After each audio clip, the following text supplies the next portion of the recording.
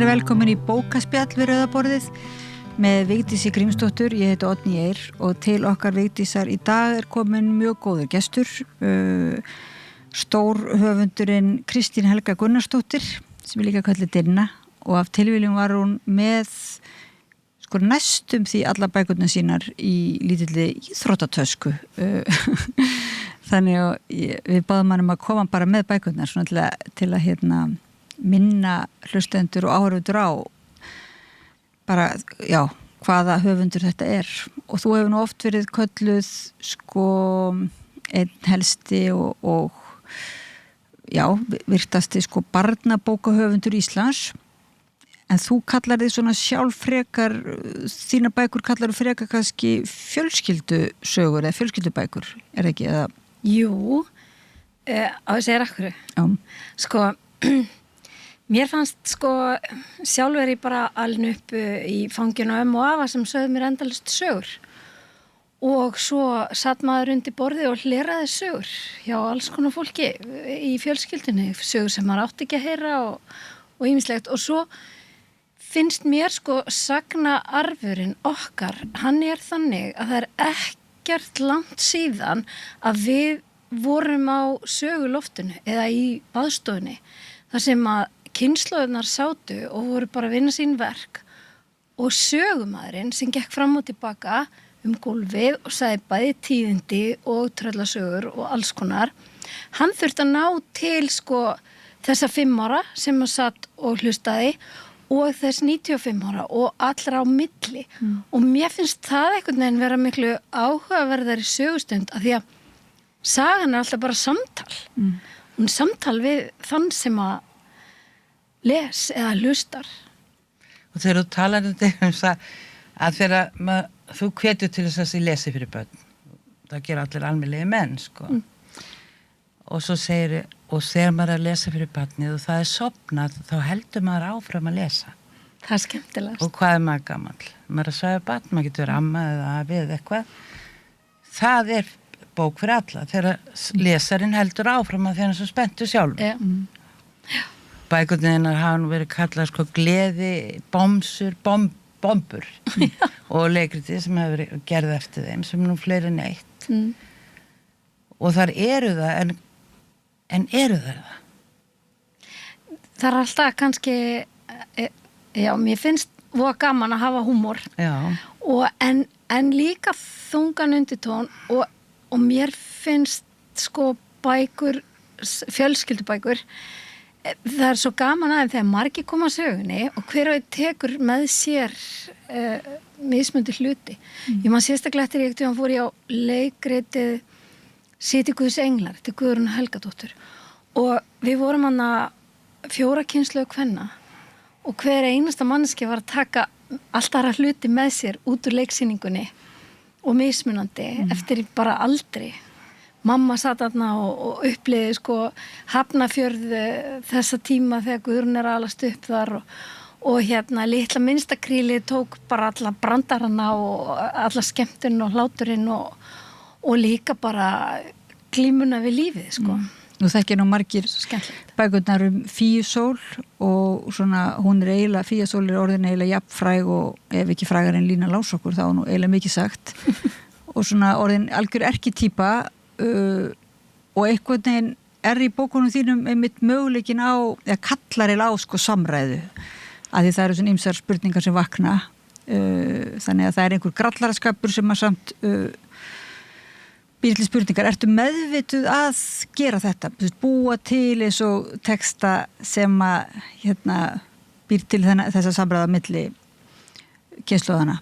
Já, líka út af því að þetta með barnabókmenntir og kvennabókmenntir og þetta flokkunarkerfi sem ég hef alltaf svolítið vilja hreyfa við og mér finnst bara vera vitleysa að við lifum öll í þessum heimi saman og börn búa ekki sér heimi þar sem þau eru alveg aðskilin, þau eru endalaust að rekast á fullorðna og við erum endalaust að rekast á börn þetta bara að glíma við lífið og sögurnar sem við skrifum, þau eru bara til að ræða þetta og Fíasól svolítið þannig.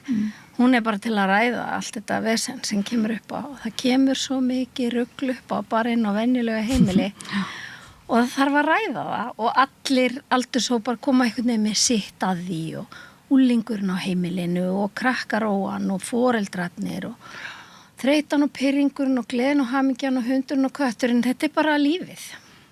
Og við getum ekkert bara sett það í box. Og þess að við vorum nú aðeins að tala það á undan. Já, maður má ekki tala á undan. Því þá, þá fer það. Já, ég ætla að En þá einmitt þegar ég byrjaði að skrifa binnubækurnar, elsku besta binna mín kom út, það fyrsta bókin mín, þá sagði ég niður í málmenningu, má ég lesa upp í fína bókakaffinu á kvöldin. Því þá voru svona bókaupplestrar á kaffihúsum að byrja. Og við erum að tala árið 1997. Já, 1997. Þetta gerist nákvæmlega svona. Já. Og þá að byrja svona, já, höfum bókaupplestra á kaffihúsum og á aðvendu. Og ég segi, má ég vera með í því? Og ég meina, Binna bara fjölskyldusaga, hún bara þessa litlu stelpu sem elst upp hjá sem foreldrum og það 7. áratugurinn og það alls konar spegillana fyrir fjölda fólks og það sveitabær sem að fara í eyði og bara alls konar sem við höfum öll tekist á við. En þá bara sagt, nei, það ekki tækt af því að börn ekki að koma á svona upplestra, þau farin að sofa á kvöldin. Og þá þurfti ég að eiga þetta samtal en börn fara ekki út í búð og kaupa bækur. Það eru foreldrar og ömmur og afar og allir sem að kaupa bók handa barni og ég vil vonandi lesa með í bókina. Þannig að þetta var svolítið ströggl og ég man að það veiktist einhver þýðandi. Nei, þannig að mér var smiklað. Já, það var bara hringt í mig alveg á síðustu stundu og sagt bara, Dinna, það eitt þýðandi lasinn, komdu bara með bókina og þú bara lest. Þannig byrjaði það sko, en svo held ég að þetta hafi lekið svolítið út aftur. Ég sé svona ekki mikið af þessum fjölskyldu bókmyndum villast inn á þessa upplestra. Nei, og í jólabókaflóðinu það alveg aðskilið, virðist vera. Það bara í bókasöfnunum með einhverju sérstakir viðburði fyrir börn og svo það svona hinir höfundarnir, hinir svona innan gæðslega alvöru höfundar sem oft, maður finnur alveg fyrir fordómum ennþá, jável, svona þeir sem eru að skrifa barnabækur séu svona aðeins óæðri eða eitthvað ekki eins merkilegt, það ekki talað hvaða nýju barnabækur eru, eða hvaða nýju fjölskyldubækur eða bara yfir höfuð, hvernig ætti að tala það, hvaða bækur eru eftir þig sem höfund, hvers slags Sumarðir eru hér. Já. Sumar. Sko, og upplifir þú þetta raunverulega svona, þú ertu alltaf raunverulega að brjótast eins og Fíasól, þú ert að brjótast út úr svona einhverju girðingum og flokkunum og... Ég gerði það, núna þetta bara bara eins og þetta en ég sko man samt mjög lengi, spurði fólk hvenær ætlar að skrifa alvöru bók? Nei, varstu að spyrja það? Já, og ég skrifaði eina alvöru bók, hún hérna. Þetta alvöru, eina alvöru bókin. Litlar byltingar. En þá ertu að vísa í sögur annara líka. Já, þannig ég bara að vinna úr mínum þráðum, sko, hvenna sögu fjölskyldu minnar.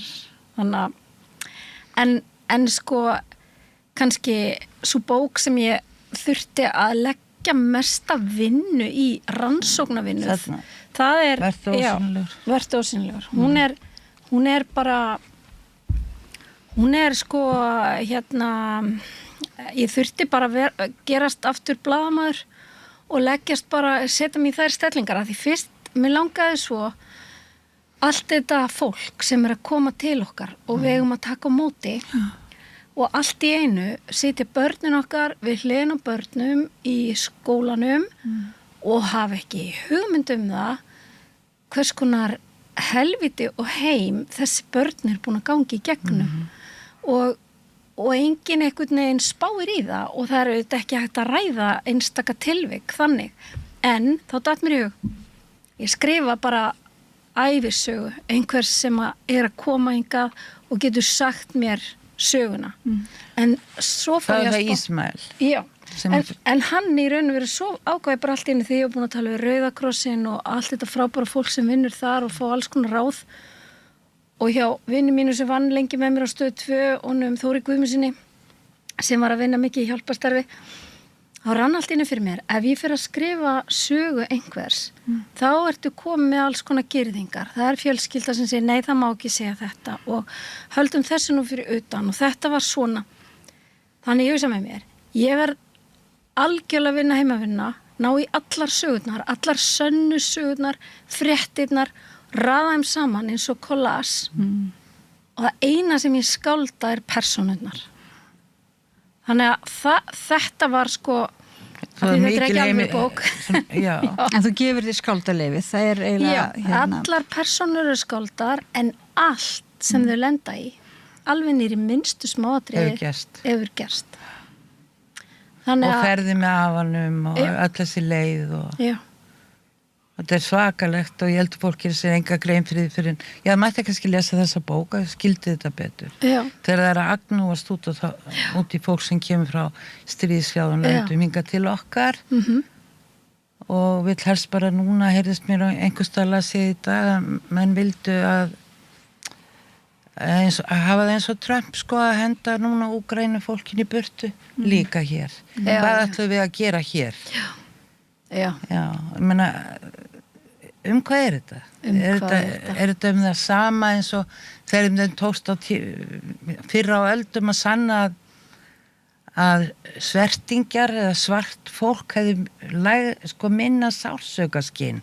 þess vegna var allt í lagi að setja það og steikja það í pottum sko. Er þetta það sama? Já. Kannski. En þetta er náttúrulega alveg dásamleg bók. Ef það er hægt að segja það. Hún ættir náttúrulega að vera skildulesning. Hún er það. Ég held að hún sé hún er notuð sem námsefni við þurfum bara að skrifa fleiri svona bækur af því að það er nefnilega kannski punkturinn finnst mér vera hlutverk rithöfundar eða kannski allavega ég upplifi alltaf að það sé svona það sem ég er að gera að mér finnst við erum bara að skiptast á sögum og svo notum við alls konar aðferðir og en sko þetta snýst alltaf að setja sig í spor hvers annars við erum að leita mennskunni og reyna að máta okkur í föt hvers annars, í spor hvers annars skilja hvort annars, samkennd, samhugur og þegar það hverfur þá er ekkert eftir nema Trump. En þú náttúrulega hefur skrifað sko út frá sjónarhorni svokallara málleysingja, hunda, hvala og barna náttúrulega. Börn eru oft kannski vantar þetta aldrei sína rödd. Talsmenn sko. Já, talsmenn og náttúrunnar líka og þannig að það lítur að vera einhver svona, það er ekki bara hvaða saga sem þú ert að segja, þú ert einhvern veginn er það ekki, þú ert á einhvern hátt svona pólitískur höfundur að því leitur ekki pólitískur en svona þið liggur mikið á hjarta að miðla einhverju svona þeim, að hjálpa þeim sem ekki er út á jaðri á einhvern hátt, er það ekki? Þú myndir ekki skrifa ævisögu Trumps líklega?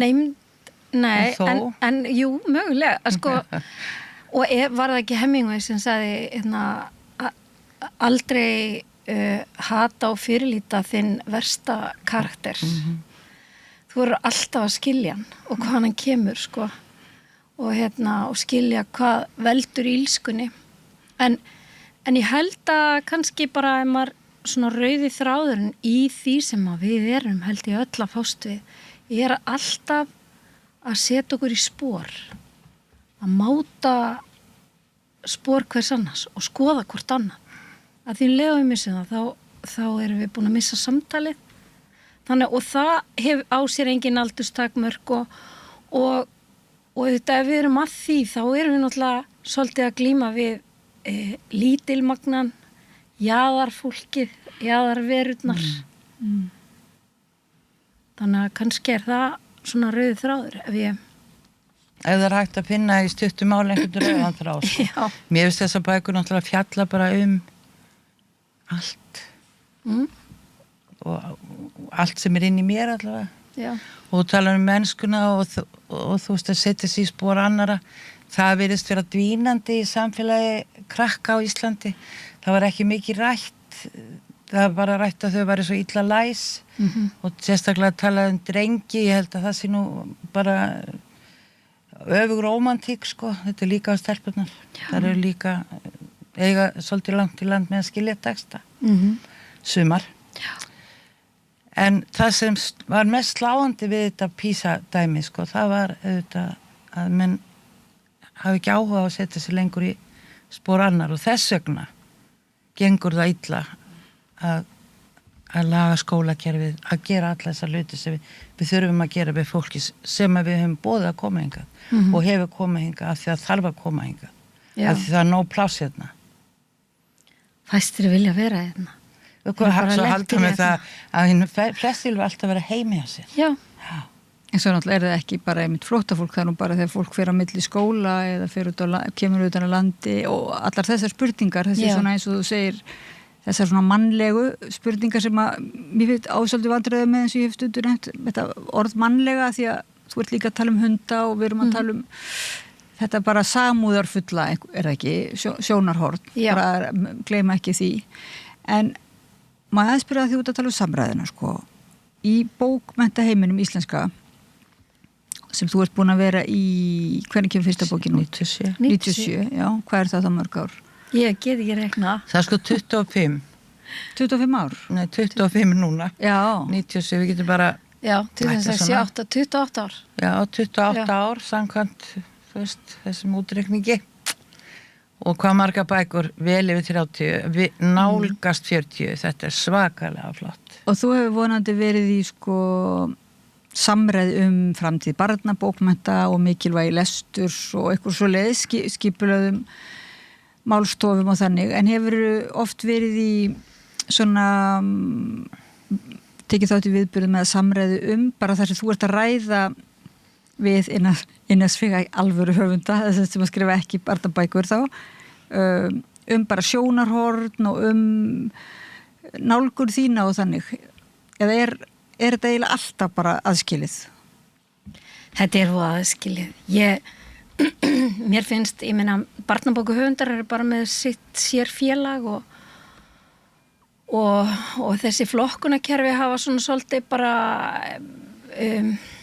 tekið völdin, sko. Ég barðist nú fyrir því og hafði sigur að það stæði ekki aftan á bókunum mínum fyrir hressa krakka á aldrinum 9 til 12 og svo leys. Ég held mér að segja standi á einni físól fyrir 5 til 95 ára og eitthvað svo leys. Það er einhverju. Já, þannig að samtal bókmenntir er ekkert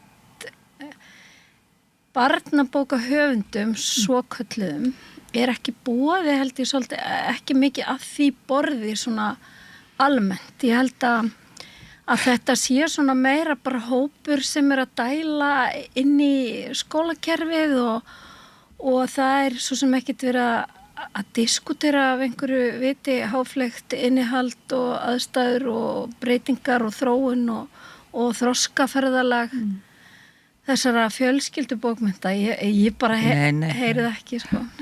Nema hér. Já, náttúrulega samstöðinu með þetta. Já.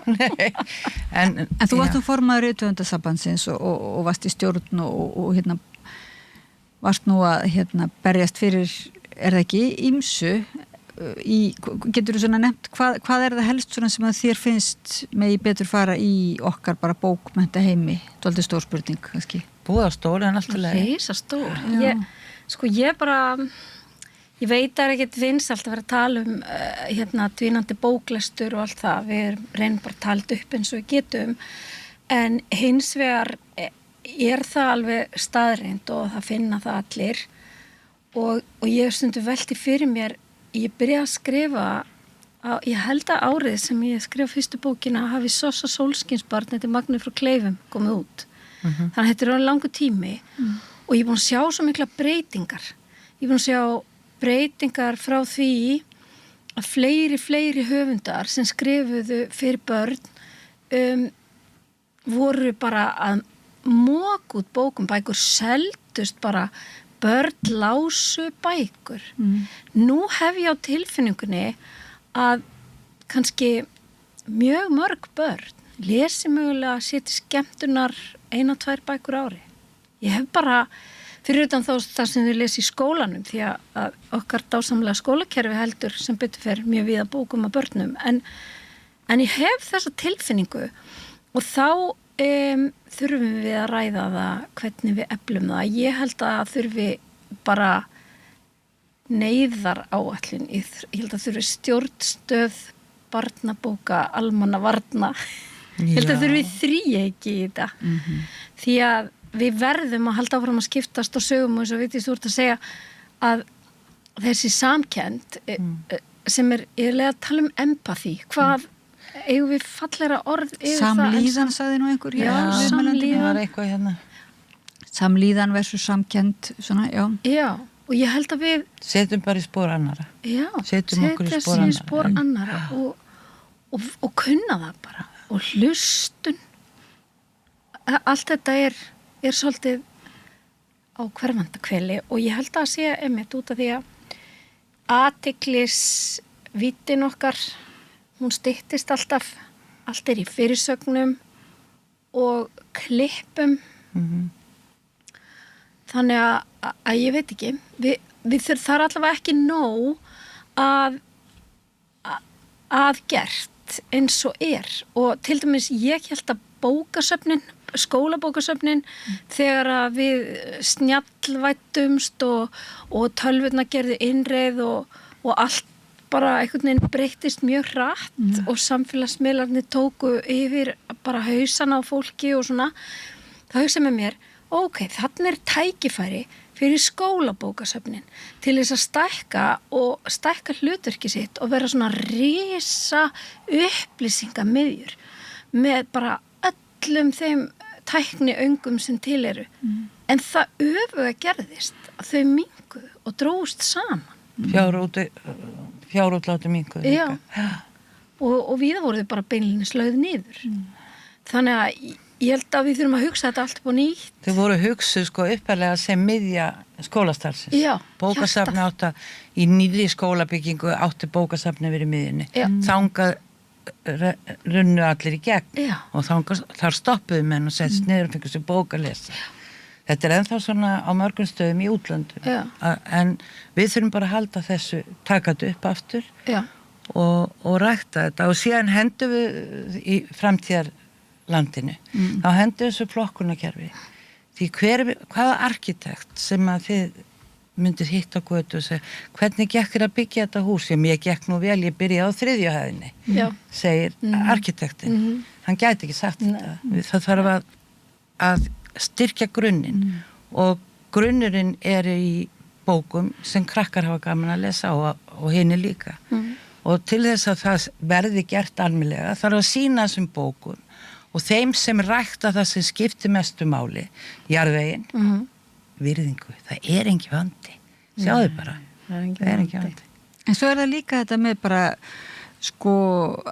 gæðin eða þótt það eitthvað skrítið að tala um gæði en bara að þessar bók, maður finnur þetta náttúrulega fljótt munin ef maður lesa fyrir börn.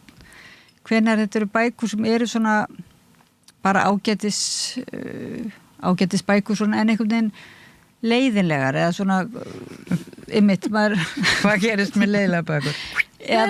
En einhvern veginn það samt maður hugsa núna stundum þá það orðið eins og hálfgerð aukabúgrein kannski hjá sumum höfundum eða hjá sumum að gefa út og þýða bækur sem eru frekar leiðinlegar og svona ég veit ekki á hvað forsendum ég segja það séu hálf ómerkilegar en það ég veit ekki hvernig þetta eitthvað rökstyðja það en það eitthvað svona maður finnur tilfinninguna svona það nóg bara að þú veist setja einhverja svona fram einhverja ágæti sögu og flotta teikningar og það bara nóg eins og mikið að barnaefni líka teiknimyndum og þannig það bara einstöku sinnum sem maður finnur að það svona þessi bara óvissa og alvara og svona þetta sem einkennir bara aðrar bókmenntir sem manni finnst skipta máli. En þetta kannski líka vegna þess að við höfum enga alvöru umræðu bókmenntir fyrir börn þá kannski síður verið að greina og fólk fær síður hæft til að greina hvað eru bókmenntir, alvöru bókmenntir og hvað bara dót. Og það rosalega mikið af dóti í gangi og þetta kannski hljómar hrókafullt, en það sé ávið bara að það mjög mikið af svona fjöldaframleitu, tölvuteiknuðu. Fjölþjóðlegt samprent. Já, svolítið þannig. Já, ég eiginlega að lýsa þessu, maður á ekki orðin yfir það, sko. Og ég held, þetta erfiðara það svo mikið samtal fullorðinsbókmenntirnar að þetta alveg eitthvað sem rætt bara, þú veist, það vissa 200 bókur sem ná ekki inn í almenna bókmenntaumræðu af því þær eru bara ekki af því kaliberi. En við einhvern veginn sem að vinnum við að skrifa fyrir börn, við erum bara við hliðina á öllu dótinu og það enginn að greina það hvað gæða, hvað erindi, þannig að við erum bara í einhverju flóði og sorgin að síðan bara hafa kennarar til dæmis sem að vinna mikið með efnið okkar og allir þeir sem einhvern veginn koma að því að handera bækurnar hafa minna og minna skinnbragð á það hvað boðlegt og gott að vinna með og hvað dótasúpan.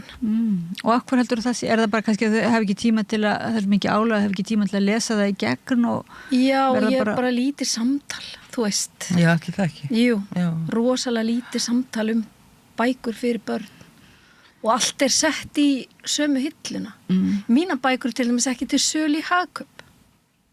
Nei. Og það svona og veist já, það bara, mér fannst það mjög áhugavert. Það ekki að því þú vilt það ekki?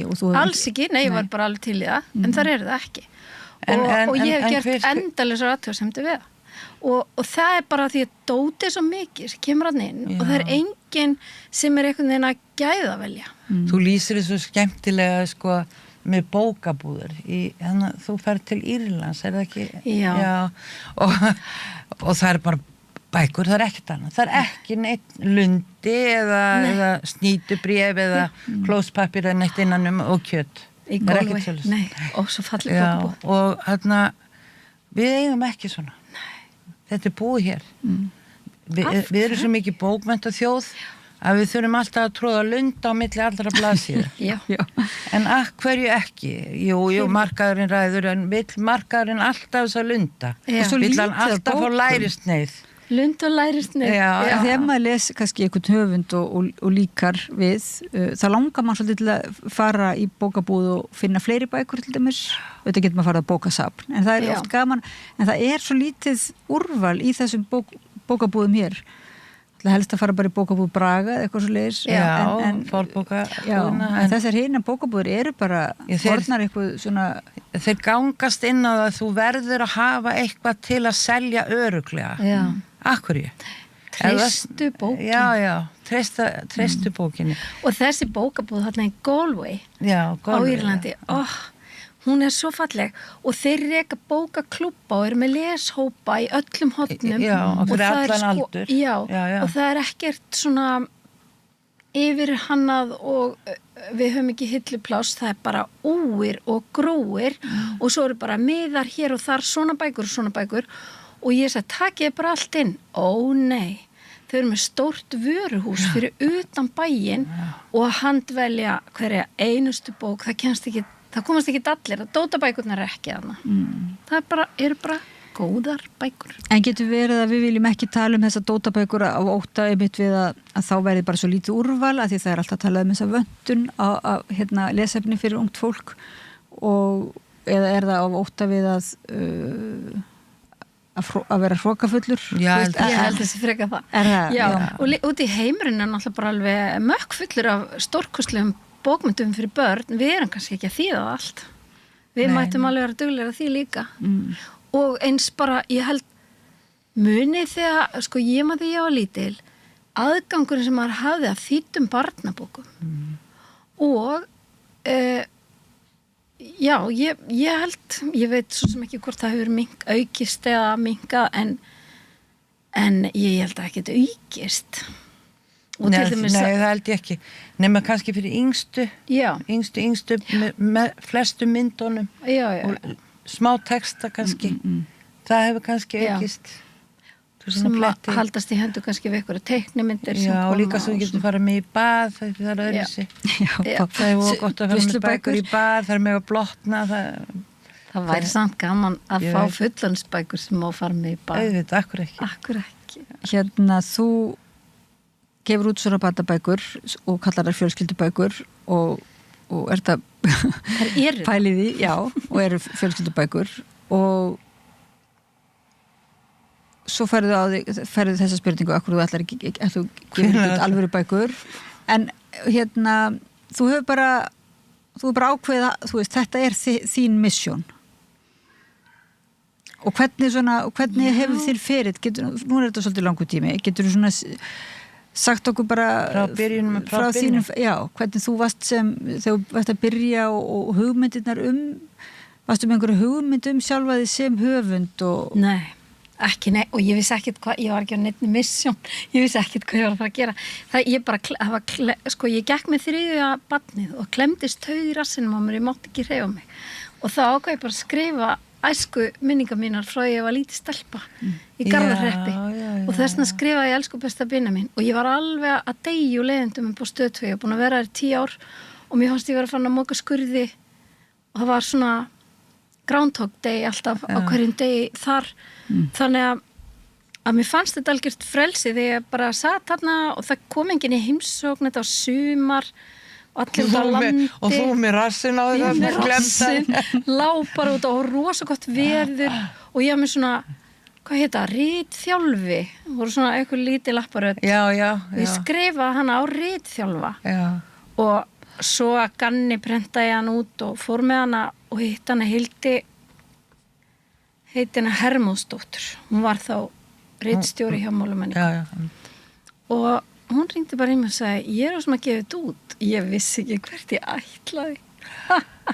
og Siggi Svavars borgaði mér 70.000 króna ávísun það er aldrei mikið sko 97 þetta hefur ekki hækkað mikið nei, við erum ekki hækkað mikið síðan þetta er svipað ég fór næst því handalöp útur þetta mikið var þetta góð taug sem í rassi þínu stóð og svo vissi ég ekkert hvert ég var að fara en ég átti fullt að sögum í viðbótum Binnu eða mig Dinnu bara æskuminningar og það var svo gott þegar maður kann ekki og er blaðamaður og kann það að vinna með staðreyndir og fikra sig út úr sko raunveruleikanum inn í skáldskapin þannig að svo var Mói Hrekkjusvín hann byggði svona svolítið á einum af mínum allra bestu vinum Óla Bjössa heitnum og ég bara settist niður með honum og hann rifjaði upp alls konar vitleysu og svo stifti ég saman einhverjum 3-4 hrekkjusvínum og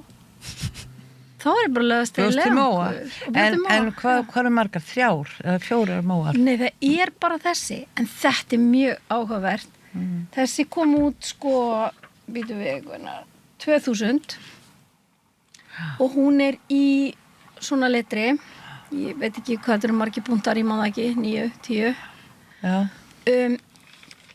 svo kemur að því hún er of þykk og í of smáu letri og með of fáum myndum að því börnin okkar og læsi þeirra breytist svo hratt frá 2000 bútar hana niður þannig að Sigþrúður snillingur hjá Forlaginu hún lagði til að við myndum brjóta hana upp ég held ég að segja með hún var brotin upp í 3 og stærra letur og fleiri myndir og þetta var bara því börnin og lestrarhæfni barna var að breytast henni það kom til móts við það en þú vinnur mjög svona náið með myndhöfundum þannig að það er eiginlega bara eitthvað sem að ég hef heyrt í lýsa því hvað það sé svona ánægulegt samstarf ég vinn náttúrulega mest með Halldóri Baldursinni hann er alveg við erum búin að vinna saman alveg í 20 ár síðan að Fíasól kom út fyrsta 2004 og eftir það þá gerir hann allar mínar kápur og ef að hann gerir það ekki þá gerir konan hans það, þannig að hún Hlíf Una þannig að Gerði hún þessa? Nei, þetta gerir Halldór en Hlíf Una gerði Ótemjur sem hestabók úr Skagafirði. En þið eruð eiginlega svona trúlóðu bókarlega séð. Við erum það. Já. Myndur móðgast. Já. Ef einhver segði texti bókarinnar lifnar svo vel við vegna myndana. Myndur móðgast? Nei. Aldrei. Það er gott að heyra það. Vegna þess að ég nefnilega skrifaði einu svona bókagagnrýni fyrir Morgunblaðið, gott blað Morgunblaðið. Og þarna, svo hætti ég því. Að mér var þá að það var einhver ljóðabók sem ég las eftir ónefndan höfund sem nú er látin og blessuð sér minning hans að ég segi það var myndir með ljóðunum ég segi hérna og mér finnst ljóðin lifna við svo miklu betur vegna myndan og guð mig góður ég átti ekki við neitt illt sko þau bara gerðu það þú veist og ég hætti sko það var allir svo miklum sársöka bara hjá þessum eina höfundi hjá þessum höfundi og hans fjölskyldu sem ég þekkti ekkit og hef ekki kynst aftur sko. En hugsa sér viðkvæmin en fólk viðkvæmt sko en mér langa ég varð að spyrja sko, en það, nei, mér finnst það ekki og mér finnst sko að því þetta er svo gott samstarf sko. Já, og mér finnst Fíasól til dæmis mér finnst Halldór bara við eigum, þó ég í sögurnar þá á hanna svona, þetta útlit og hvernig það einhvern veginn þegar þetta saman ég finnst nú þessi til dæmis svolítið lík Halldóri En hvernig með höfundaréttin gæti þú sko gefið út Fíasól án myndana? Já, þessar bækur en svo ef við gerum sko svona eins og þetta er bara, þetta er við alveg saman þetta er alveg 50-50 Oppuló þá erum við meira að segja sko þá fórum við í nýjar áttir Halldór á litla stelpu og ég á litla ömmu stelpu og við bara köstum í púk og til dæmis Oppuló snirtistofan er það byggir á því þegar Halldór og ég voni ég sé ekki að tala mér hérna og bara Mjallhvít dóttir hans voru först heima á starfsdegi og hún opnaði snirtistofu og gjörsamlega bara tók hans líf yfir og málaði hann og snirti og var byrjað að klippa skeggið á honum þegar hann stoppaði hana og þetta er bara það og þarna einhvern veginn renna saman bæði sögurnar okkar, textinn og svo náttúrulega þessar brjálæðislu myndir hans. Þannig að þið eru eiginlega samhöfundar að þessu. Alveg. Oppuló er alveg afsprengi okkar teikni og skrif hjónabands. Er Oppuló síðasta, kom hún bara út fyrir? Já, það eru konar 5 í þessari seríu og við stækkum brotið af því okkur fannst hún og fyrirferða lítil þannig að núna kom í Oppuló og vinirnir svo Oppuló og Cosimo já, vinirnir þeir heita svo alltaf undir sko titlar vinir og þetta byggir náttúrulega svolítið á þessum 2 konum ég man einu sinni sagði þú fyrir langa löngu við mig og ég notaði þetta alltaf og ég gerði þetta bara mínu og ég er hætt að vitni með þetta með að segja. Ég segi bara að vera rithöfundur er að vera betlar í ræningi og þjófur. Já, sagði ég þetta? Já. Gott hjá mér. Já. Ég líti að hafa einhver sagt þetta örugglega við mig. Sko. En það er það og ég einmitt, þú veist, þetta er bara, þetta eru stolnar og betlaðar sögur til dæmis þessu Oppuló. Já, heldur að er þetta ekki svona sögur þar sem þú situr svona og farð svo yfir því heilagan anda? Nei, ég er ekki þannig. Og hérna, svo dettur hann gat og þú byrjar að skrifa í snilliðinni. Já, í snillinni. Nei, en það er það sjálfsagt bók sem er gefin út fyrir karla á aldrinum 35-47 ára. Hressa karla, já. Hvaða bók er hérna aftur sem liggur hérna brún? Þessi? Nei, hérna ofan á þessi. Já, þessi Ríólítreglan. Þetta er úr seríu þar sem að ég fór í þjóðsögurnar. Ég skrifaði Draugaslóð og hún byggir á, mér fannst börn á Íslandi rætt betur á Kanaríeyjum en á Kili og ég alin upp mikið við hálendisflakk og rataði vel á kili sem krakki bara og ég ákvaða að skrifa þessa bók og tína upp sögur að Fjallaeyvindi, segja hana, Reynistaðabræður, Bergþór í Bláfelli, Oddný að Gili, sko, trúðu mér Þjófadalir og já, þetta er bara sögur af Kjalvegi og líka býja til sko mína eigin skáldsögu í núinu sem kallast á við Reynistaðabræður og þá fór ég eftir það og inn á Jökulgil, inn í Landmannlaugar og tók Huldufólk og Torfa í Klofa, söguna hans og síðan var ein Strandanornir. Já, það er galdrarnir á Norðurströndum. Þannig að þetta var svona tríológía sem var bara, það sem ég var bara svona að hrópa inn í þjóðsögurnar. En Strandanornir, maður þekkir hana kannski meira, var hún eitthvað tilnefnd eða var hún meira í umræðinni? Hún var sko, nú man ég ekki, bæði Draugaslóð og Strandanornir hafa fengið fjöruna. Fjöruverðina. Já. Þökks í fjöruverðinunum. Þú fyrst líka útvarsverðlun? Já, þarna úr rithöndasjóði Ríkisútvarpsins. Já, það var ég heilt fyrir. En þú ert ekki viðkvæm fyrir því einhver segja myndirnar séu góðar eða þannig, en ertu viðkvæm fyrir, mannst eftir að voruð einhvern tímann móðgast eða sárnað svona yfir einhverjum ummælum? Já. Komdu með þau. Á ég segja? Já. Bara því við erum hérna þrjár. Já, við erum bara þrjár. Sko, ég skal bara segja ykkur vegna þess að það var þessi. Ég lá heima hjá mér í fósturstellingunni, ég komst ekki út úr húsi, ég gæti ekki lesið upp úr henni. Eftir þessu ummæli? Já, eftir ein kona skrifaði ofboðslega rætið og ljótt. Það er mjög fín bók. Það var eitthvað svona sem var allt annað en þessa bók. Einhvern veginn bara kom eins og nefahögg í magan og ég hafði aldrei upplifað þetta. Ég hef bara alltaf verið á einhverju rósröðu skýi og fengi bara hróp og rós og fínir í og þarna stíði út fyrir ramman og þori að skrifa alvörubókina. Já, þetta er alvörubók. Við vorum búin að ræða það. Já. Þetta er alvörubók og fæ bara svona eins og mér leið eins og ég hef verið lamin í Húsasundi. Það var alveg þannig og ég var mjög svona með viðkvæmt blóm en ég man eftir því.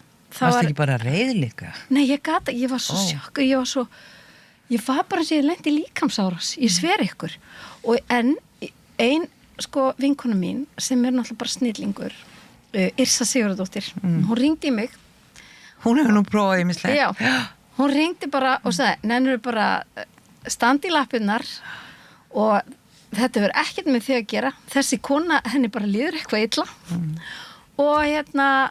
og hún stappaði svo liðs í mig stálinu að hún náði mér úr náttfötunum og af stað aftur, ég átti að fara að lesa hann eftir hádegi í utanríkisráðuneytinu og mér fannst ég ekki geta farið sko fram í forstofu heima hjá mér en þetta semst hafðist af því að Yrsa bara var þetta dómur í blöðum eða var þetta í fjölmiðlum? Nei, þetta var dómur í blaði. Já, þér hefur fundist eins og allir þarna kemur Kristín Helga, hún var að fá dóm í blaði. Hann var mjög vondur. Hræðilegur. Og svo kemur hún bara hingað í utanríkisráðuneytið þess ekkert sé. En var þetta vilja vogast. En það sem mér fannst líka erfitt, mögulega þetta hefur verið bara, þú veist, þetta er skáldskapur hérna, en ég stóð þarna með allar konurna mínar á bakvið mig og mér fannst það svo erfitt. Já, þú ert raunverulega ljáð. Þannig koma aftur máluleysingjar þar að segja ekki að þeir get ekki talað. Það eru dánar. Já, þannig að þú ert að ljáð rödd. Já. Þannig að þú ert náttúrulega verður að verja. Já, og langamma mín sjómannskona, hún var kölluð Klesja því hún misti mannin sinn. Já, það er náttúrulega ósynlega Klesja. Þú hefur nátt að sjá það. Já. En sko, það er náttúrulega undirliggjandi hlýtur að vera þetta. Hvað vilt þú upp á dekka eins og stundum sagt hérna á samstöðinni? Það er þannig. Þú ert að vera að skrifa. Já, hættu. Málið er að þú ert bara á sama dekki, sko. Já. Þú ert með sama bíl. En þessi manneski sem skrifar talar þessa bók og skilur hann ekki, það er bara, ekki hún. Ég veit það. En það kom mér mest óvart að því við erum á trúnu þetta. Hvað ég tók þetta nærri mér. Að því ég held ég væri svo mikil töffari. En þá var Yrsa sem alveg sparkaði. En er það ekki líka því að það er engin eiginlega vettvangur til að svara fyrir sig? Þú veist, það er ekki beinlínis hefð fyrir því að höfundar sko svari til dæmis gagnrýni eða dómum. Það hefur nú gerst en þeir fá það auðvitað. Já. Mér langaði það fyrir það að svo. liggja í rúmin í 3 vikur eitthvað eins og maður hefur prófað af því maður er ömurlegasta manneskja í heimi. Hefurðu fengið þessa tilfinningu? Já. En maður fær svona leiðinda dóm. Já. Það er bara vont. Það er bara einfalt. Ég kann miklu betur við fólk sem að líka það sem ég geri. Þetta er rosalega einfalt. Þetta er ekkert flókið. Nei, og þetta er ekkert með töffar að gera. Það sem mér fannst líka vera, og ég sit og horfi ofta á þessa þætti, það sem vera gagnrýna bækur og einhverjir sita og segja, þetta er nú ekki minn teipolli og eitthvað og maður er bara ókvið erfitt fyrir þennan og eitthvað en af hverju erum við að vara við bókmyndum? Við bækurnar eiga alveg nógu erfitt uppdráttar þó að sitja ekki fólk í sjónvarpallar á landsmann og vari við þeim og það er hægt að fjalla bækur án þess að taka þeirra lífi. Þetta er einmitt svona, það er engi vandi. Heitir dómur en er einmitt dæma til dauða. Þetta er svona, þessi má lifa, þessi deyr. Já. En í staðin fyrir að sé sko umfjöllun. Já. Það sé, já. Og líka bara með þessi spurning, þú veit, ef eitthvað er svona óbúðslega misefnað. Akkur þá fjallið það? Já. Það er nóg af bókum sem komið, svo margar bækur á Ísland sem komið eftir íslenska höfunda og ekki eins og þýttar og allt það og það eru nóg að velja, það er kannski 20 sem komið stað, akkur þarf að taka bók sem að við líkar illa. Bara... Og svo máttu ekki segja eitthvað sem bara dótabók, sem bara drast, svo má það ekki sko, en það má alveg dæma einhvern til dauða svona. Þetta er aldrei svona, þetta er aldrei skrítið, þetta mál sko með þessa stjætt sem að jólinn situr alltaf með magapínu eftir að hún sé tekin í gegn. Ótrúlega fyndið. Þetta var skrítið, þessi ykkur að vera svona með, nú verða að tekna fyrir læknar á Landspítalanum og 3B. Jón Guðmundsson hefur ekki staðið sér sem skildi. Sást til hans þegar sprauta því vitlausan fótlegg. Þetta er mjög skrítið. Þetta er rosalega skrítið. Ég veit ekki hvort þetta hjálpar bóklestri. Nei, ég nefnilega ekki. Þú veist, akkur að vara við bókum, við erum með heilan þátt það. Og ég man eftir því að við ætlum að hafa einn svolítið þá. Já. Við vörum með þessum bókum. En ég man að við börðumst fyrir þessum þætti. Ég man sko, mér minni bara Þorgerður Katrín hafi verið ráðherra sko menntamála þegar ég fór með Sigurði Pálssyni og Pétri Gunnarsinni á fund ráðherra til að ræða við hann að það yrði að koma á bókmennta umfjöllun í Ríkisútvarpinu. Og svo vatt þetta upp á sig og ég man að Pétur vitnaði mjög oft í franska sjónvarpsþætti sem að mér hugnaðist mjög vel því það var bara setið í kringum hringborð, margir og spjölluð. Ég er með hérna og rættu bækurnar. Það er vinsalist og þú þekkir þess að þetta.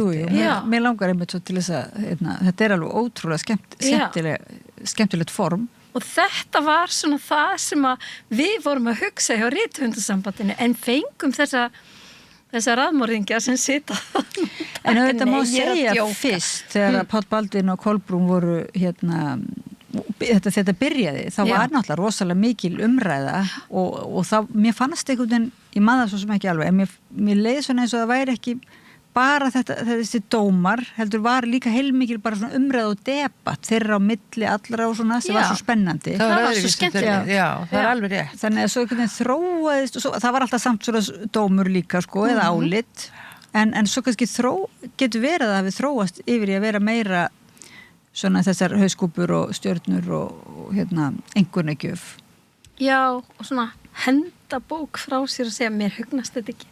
En líka, ég man að Sjón var eitthvað tíma með á Skjá 1 eitthvað í þessa veruna að sitja svona margir í hring og bara tala bækur. Já, það Svo En það er gaman. náttúrulega líka að þjálfa höfunda upp í því, því að þú veist, franskir höfundar náttúrulega eru mjög þjálfaðir í því að tala svona sína bækur Já. og íslenskir höfundar kannski hafa verið að þjálfa síðustu ár, kannski bókmenntahátíðum, þá eru búin til pallborð og svoleiðis. Hefur þú einhvern veginn verið í svona pallborði og bókmenntahátíð? Já. En þá líklega barnabóka pallborði. Já, ok, það bara breyta þessu, það er ekki svo mikið mál. Nei, það er ekki vandi. Við ráðum þessu. Ef maður ætti, til dæmis, ef þú hugsar hennar bækur sem þú hefur lesið og hennar feril svona, hvaða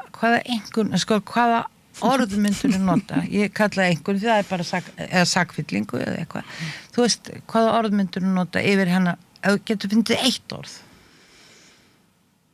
Ég myndi ekki nota orðið sem að var einmitt haft bók eftir mig, fyrstu bók sem ég gaf út, sem var vinur minn sem hafði þennan formúla. Það er bara eitt orð sem ég get eiginlega sagt þetta verk. Og ég var eitthvað svo spennt, bara þú veist, hann myndi summerað upp. Já. Og nú, hvað er það?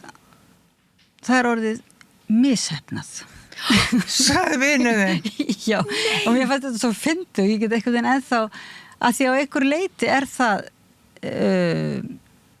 það skiljanlegt sko, út frá einhverjum væntingum og þannig. En ég verð að segja að ég myndi ekki nota það orð, en mér finnst mjög svona erfitt að finna, bara heilin á mér, bara þolir ekki að eiga að finna eitt orð til að segja. Það má vera ein setning, fyrirgeðu. Ein setning. En sko... En þá er ég að fara að vera svona að gefa dóm. Já. Ég myndi segja... Flókið og margþætt. Nei, sko mér finnst einhvern veginn ég bara fallast eiginlega. Sko mér finnst nokkur orð koma svona, þú veist, það er hérna það er svona grallaraskapur eða skemmtilegt, það er eitthvað svona þetta, það er svo mikil svona hreyfing og já, svona líf, já. Sko mér er alveg saman hvað manneskjan skrifar. Þú ert svo góð, þú ert kennari svona. Já, ok. Mér er alveg saman hvað að segja hvað ég er góð en allavega þá, sko, þegar maður les bækurnar og ég er ekki búin að lesa þar alveg allar, ég var bara eftir, ég minna þetta er nú 40 bækur, sko. Og ég er búin að lesa þetta í gegnum árin og ég er líka kennt þær og verið með krökkum að lesa þetta og þetta er bara, eru dásamlega bækur fyrir ekki orðalagið, en sko, svo les maður greinarnar, það er kannski RÚV og það er kannski náttúruna og það er ég guð maður vita hvað. Blaðagreinar eftir höfundin. Já, við sennið mitt. En það er eitt sem er alltaf gegnumgangandi. Jú, ástríða. Já. Og ég er svo hissa og ég er svo glöð út af þessu sem gekk á 97, þegar þú gast ekki. Klemta tauginni. Já, klemta tauginni. Að hún hefur fært í svoleiðis og lítur alltaf að hafa verið mjög ástríðufull, en það er greinilegt í þessum bókum öllum. Það er bara svona rosaleg þörf og rosaleg kraftur og gleði og þetta er ástríða. Og þeir sem eru ekki fyrir ástríðu, þeir eiga ekki verið að lesa þessar bækur. Nei.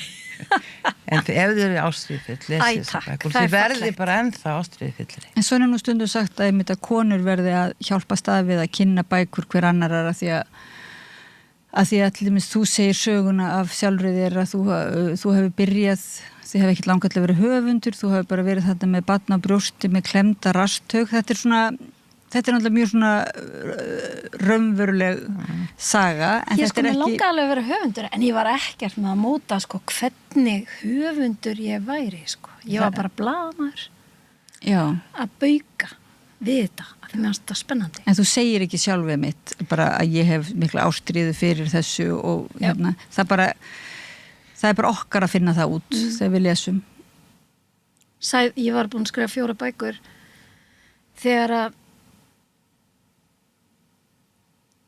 ég var að skrifa einhverja grein og ég skrifa undir hana höfundur fæst fyrir ritstörf. Já, ekki rithöfundur. Nei, já, ég skil. Þá var einn vinur minn sem hringdi í mig og sagði hættu þessu. Nú var aðeins að fara sækja hana titil. Og ég kem þá með leikgleði, ef þú kemur ástríðu leikgleði og svo kannski er eitt orðið viðbúið, getur þú ef það ætti að vera svona... Sko ég er búin að lesa þetta inn núna, margt af þessu hef ég ekki lesið í mörg ári, ég er búin að lesa mikið af gömlu bókunum inn á hljóðbók og mér finnst líka svona sumt vera svolítið þungt. Stundum ég bara, vá, hvað þetta eitthvað drungalegt maður.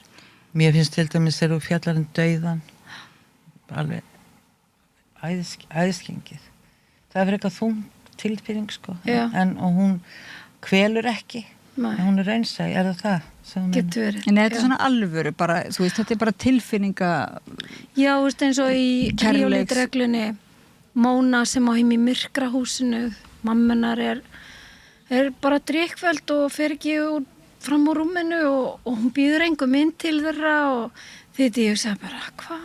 En svo eru þetta bara aðstæður. Já. Ég spyr nú bara hvaða tegund drakk þessi kona. Hvaða tegund var hún? Þannig að þetta er nú bara það sem fólk býr við, sko. Já. En ef við enda spjalli, sko, mér finnst bara einhvern veginn við verðum rétt að byrja í svo spældi einhvern veginn að tíminn hafi hlaupið frá okkur. En má ég segja þetta áður við klárum? Það er þennan vin þinn. Já. Ég hefði sagt það, heyrðu vinur, næst kemur þú með kaffið með þér og meðlætið og stólinn. Þú farið ekki með hjá mér. Ok, þetta ég var bara að segja þetta. Já. Ég er bara svona svolítið orðlaus, er það ennþá vinir? Nei, við þurfum ekki að tala þetta var nú bara, en ég bara hugsaði að það var bara að summer upp eitthvað í einu orði, það er nú bara, þú veist, jafn erfitt að finna neikvægt. Ég segi vesen.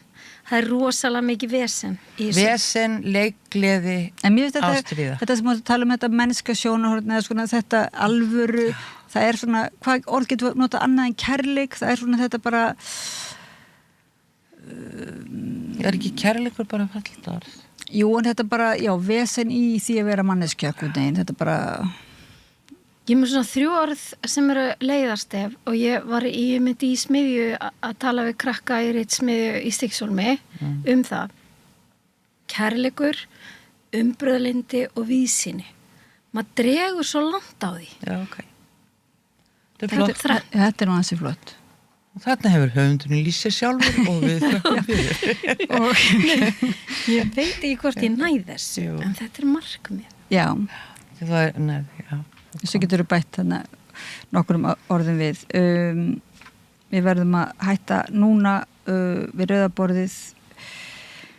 Ég heiti Oddný Eir og með mér er Vigdís Grímsdóttir og við erum að ræða við Kristínu Helgu Gunnarsdóttur, rithöfund, sem stundu kallar sér Dinnu og á sumum bókum stendur Dinna og Dóri.